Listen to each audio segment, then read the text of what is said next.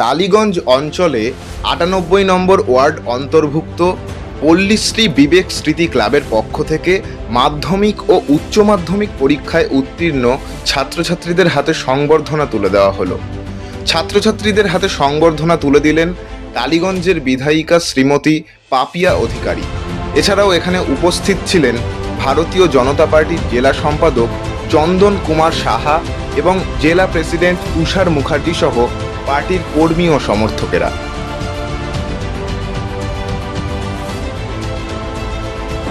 নমস্কার, সবাইকে অনেক অনেক ধন্যবাদ, সবাইকে অনেক অনেক কৃতজ্ঞতা যারা আমাকে প্রচুর প্রচুর ভোট দিয়ে আমাকে আপনাদের বিধায়িকা বানিয়েছেন।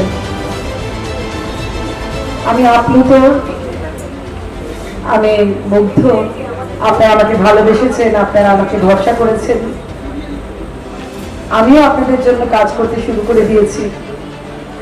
কোনো অসুবিধা হলে আপনারা আপনাদের শক্তি প্রমুখ মন্ডল প্রেসিডেন্ট ওরা যদি সমস্যার সমাধান না করতে পারেন তখন আমার কাছে আসবেন।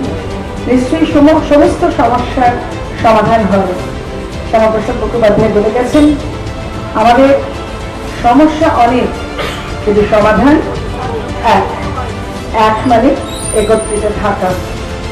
এই একত্রিত থেকে আমরা হাতে হাত কাঁধে কাঁধ মিলিয়ে যাতে সমস্ত সমস্যার সমাধান করতে পারি তার চেষ্টা করে যাব। আর স্বামীজি বলেছেন, education is the manifestation of perfection already in man.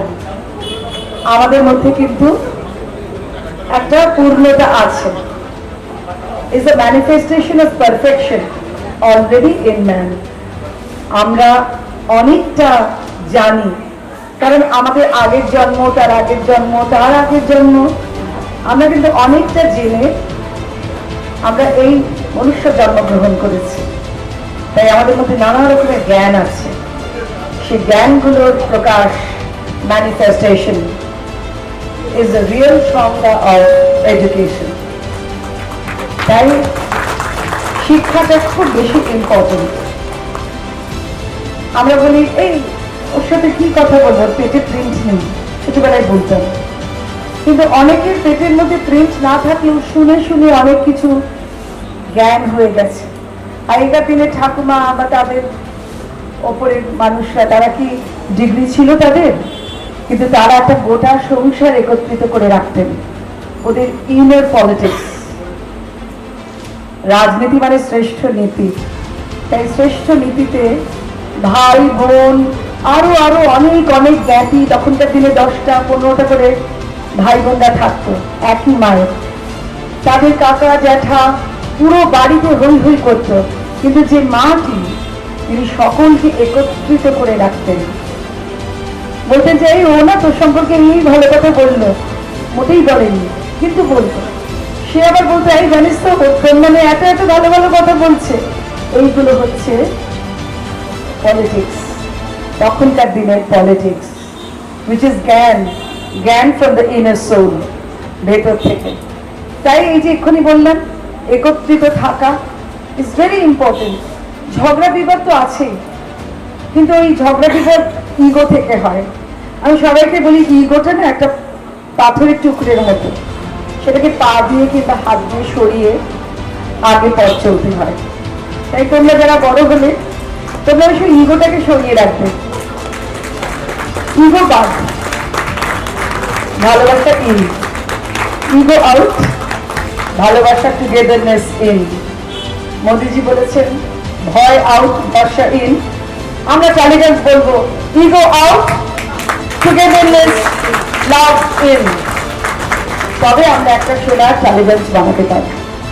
তোমরা যারা আজকে সার্টিফিকেট নিলে, এই সার্টিফিকেটগুলোই থাকবে।